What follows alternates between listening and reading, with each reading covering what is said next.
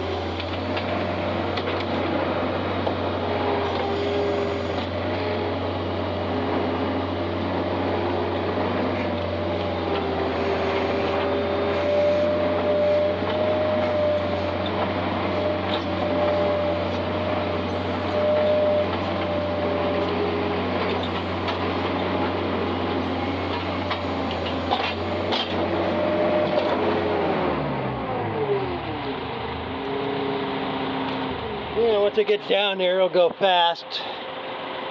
There really ain't as much there as it looks. But I'm going to have a mess on the road to clean up too when I'm done. I don't know what it is, but this Goodyear tire likes stuff sticking to it. I start up the road and I just got wads of shit flying off it. It just wants to stick to it. So, we'll probably have to go down, scrape shit off the road.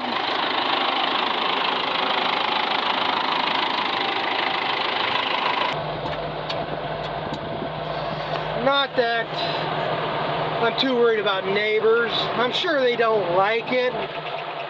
But most of them around here are farmed at one point or another. Same thing, they haul shit. They know what the deal is. I don't think they'd care too much. But you do have the new ones that are just moving in. Just like here next month, there's another farm around the corner that's going up for sale. And I'm sure some hobbyist will buy it for horsies. And they think they'll know everything like my cousin does. But like I say, it isn't a nuisance too.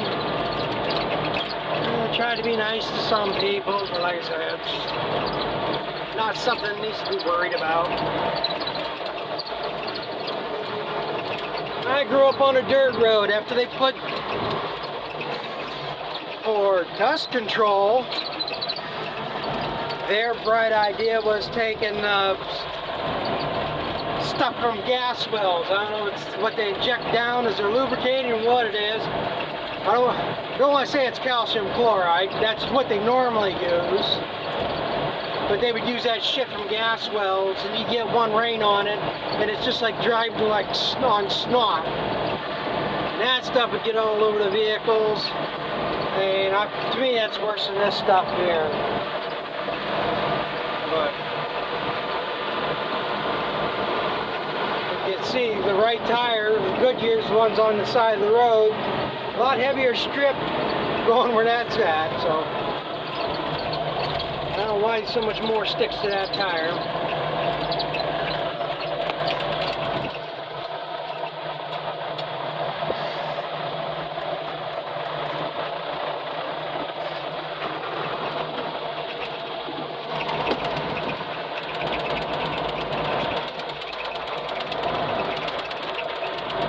Yeah, I got a couple loads here that's a little bit thicker.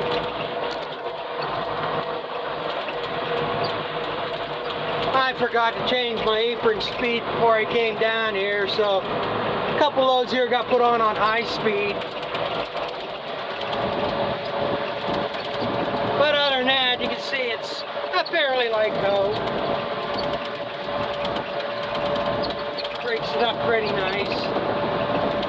You get a week's worth of sun, a little bit of rain on this, it'll get beat down in the ground, rotted down a little bit more. Never even know it was here in a month. But I wanted to make sure I got this field covered. This is that fescue orchard grass mix. And that stuff seems to really respond to a little bit of manure. I didn't spread nothing on here last year. I spreaded it in the fall prior to last year. And I got 3 really nice, beautiful cuttings off this. First cutting wasn't much because, like I say, we had that dry spell and nothing's really growing, but you could not make good hay.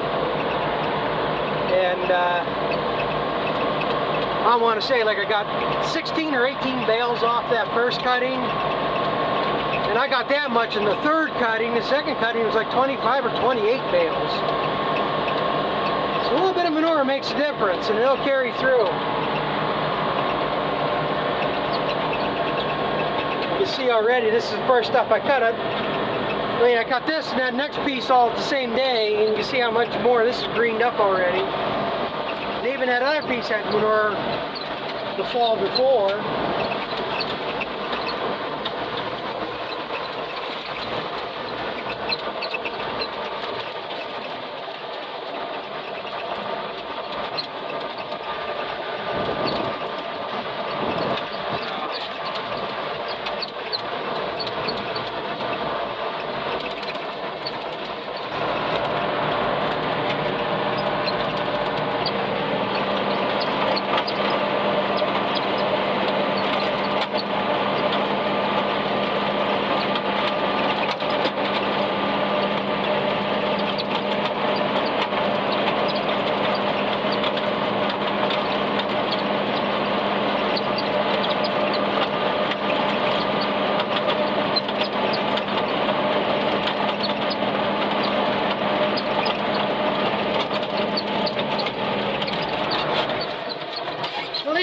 more tolerable than riding this tractor today. Now, some people feel sorry that I don't have air conditioning, I guess. Which that don't bother me too much. The biggest problem I've had, my blower fan hasn't been working right. It's been working sporadic. And even if it does run anywhere near the speed it's supposed to. Like I say, it's got low, high, and purge. Probably can't hear it right now. I got it running. Even though it's on low, it's actually running at purge speed. But it's actually running today. So I took the time here. It's actually quit working completely. I couldn't keep it running at all. And got to lift the cab top off to get to it. And I did that. And I don't know if it's just a loose connection up there or what. It's about all I did is disconnect wires, reconnect them. The fan seemed to turn smooth, but after I moved around wires, it got working. But it had a little bit of a growling noise to it. It was running loud. So I hit the shaft there at the motor with some WD-40, right or wrong. And it seemed to quiet down. It's been running fine ever since. So again, I don't know what I did. Guess it's like the four-wheeler. I held my tongue just right and tweaked the right thing, and it works. At least I got some air movement in here. It ain't quite as air intolerable as it's been. Well, I guess, like I say, one more load should finish this field, then I'm going to start spreading across here. So I guess you'll need to watch me run up the road. So, if anything else happens, I'll be back. Well, it's empty. For now. All this here I'll get scraped up. It's not another load here. I got to clean the mallees in there yet, so I'll come through here and scrape this up, mix it in. Because I'll have the tractor parked up there. I'll have room to swing around here, so I'll wait till then. Plus, it will be better if it dries out some. Because right now all I'm doing is spinning on this. And you can see how it smears it. If I let this dry down some, then it'll kind of shave it off more maybe. Probably have to do it twice. But that is one thing I'm a little debating what I should do. I mean, if I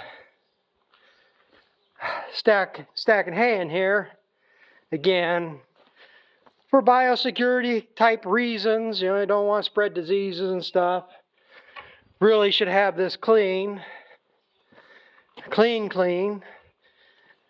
But is it to the extent it's worth, I mean, it's not going to be worth the time or effort to power wash this or anything, which I don't think going to accomplish any more than that or not.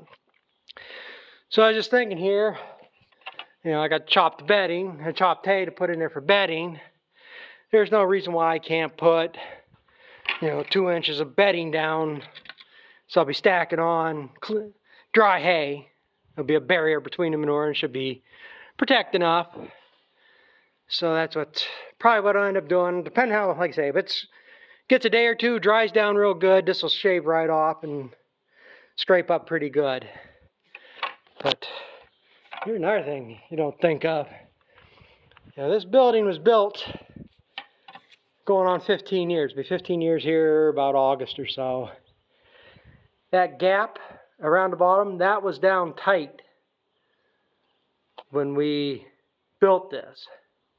So the question is, does pressure treated lumber shrink that much? Or, I mean, like I say, you got a gap, you can see down there by them bales. Got a gap there. Now, these are just posts in the ground that's nailed to. And these posts, the posts on this side are down close to 7 foot in the ground. I don't know if anybody wants to tell that story again or not, but as part of the deal, this building was built through a grant through the NRCS office, and that was one of their stipulations, that the posts had to be on virgin ground. It wasn't just good enough to be down 4 foot. And with the amount of fill we put in here, I mean, they had to put an extension on the auger. They're at least 6 to 7 foot down in the ground to reach virgin ground. So, now where'd he go? I should have got him when I saw him at the first time. I already got him once. He's hurting.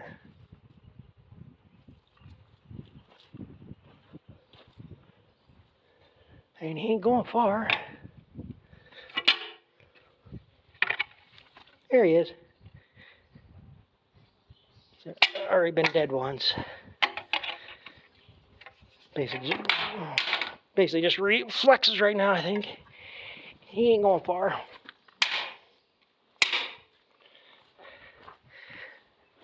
That was one. That was another. That was another. And that's not counting the 2 big-ass bastards I put through the shit spreader. And these things were probably about as big around as a roll of nickels and probably at least a foot, foot and a half long. Way too big to be around me. And number one, just the ones I've seen. So, and I don't want to hear anybody tell me, oh, they're good, they eat bugs, they do this and that. They're snakes. I don't want them around me. If they want to live, bugs are out there in the grass. I mean, yeah, there's bugs in here. They're probably living like kings with the amount of ones that are flying around, but don't come around me. Well, what I'm going to do here now is I'm going to go scrape that road off. And then, as I said, maybe I'll try to clean the rest of the barn since I got time yet tonight. Hopefully it won't make too much more of a mess doing this. All I got to do is put the booms in flow. Then I'll curl the bucket down so the edge is just lifting the bucket up, backing the bucket up a little bit. So just the edge is rubbing. And like I say, you can see, we'll see when I go down the road. There's some bigger chunks. Just got to get them off the road. Even if it doesn't do no good, at least I can say I made the effort. The people bitch and screw 'em.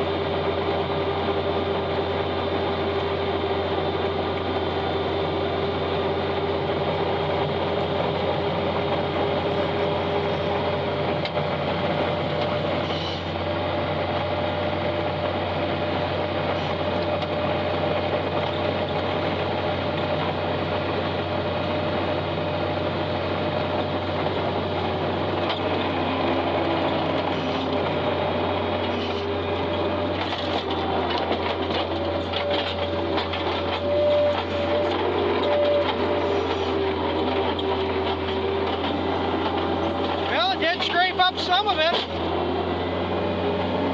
I gotta go move a tree limb while I'm down here.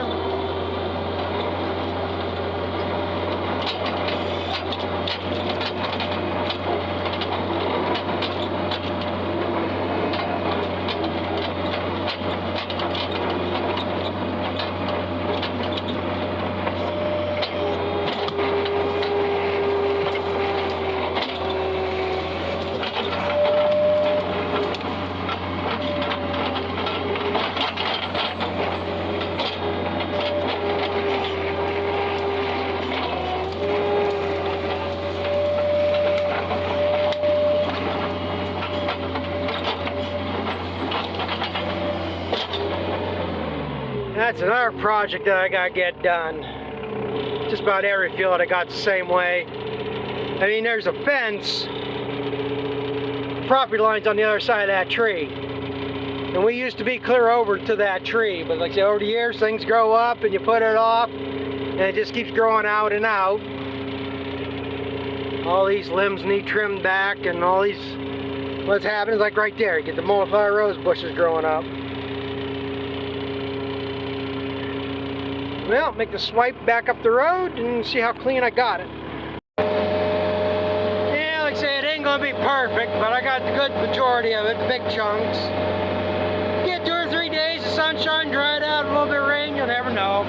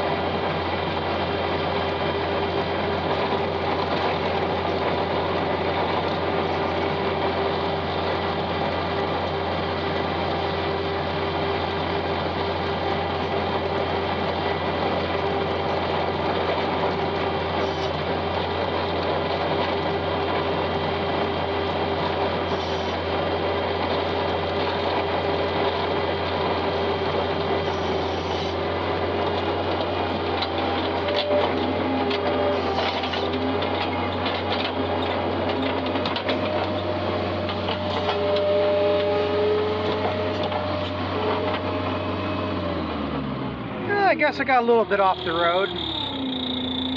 Also got some of their chips. Boo-hoo. So that's why I don't know what to do. I've had problems in this township years ago. When I used to leave mud on the road, I used to drive the skid steer across the road, mixing feed, and then so you drive through mud, you leave mud. Well, the deal was just keep the mud cleaned off the road because they had complaints. Well, the next thing they're blaming me for tearing up the road because I was scraping the mud off the road. That was back when it was a dirt road too. But, so I don't know, they'll complain. Can't really see any scrape marks on the road. But that township manager, he's gone. The new guy in there, he used to be the zoning officer, the one you go to see to get permits. And I've talked to him, he was a nice guy and everything. And when this other township manager finally retired, this guy got the job. But I haven't had to deal with him since. That's been going on 4 years now, I think. So, but again, like I say, you don't want to be a dick about everything, and try to keep on good sides. You just gotta realize if you want one thing done, it might cost something else. So you gotta take the lesser of two evils. Either you have the shit on the road, or you have some scrape marks on the road. Your choice. But anyway, it's cleaned off now. That should keep people happy. I'm gonna go finish cleaning the barn. I don't think anybody wants to continue watching me do that. So I'm going to end this one here. So thanks for watching. We'll catch up with you later.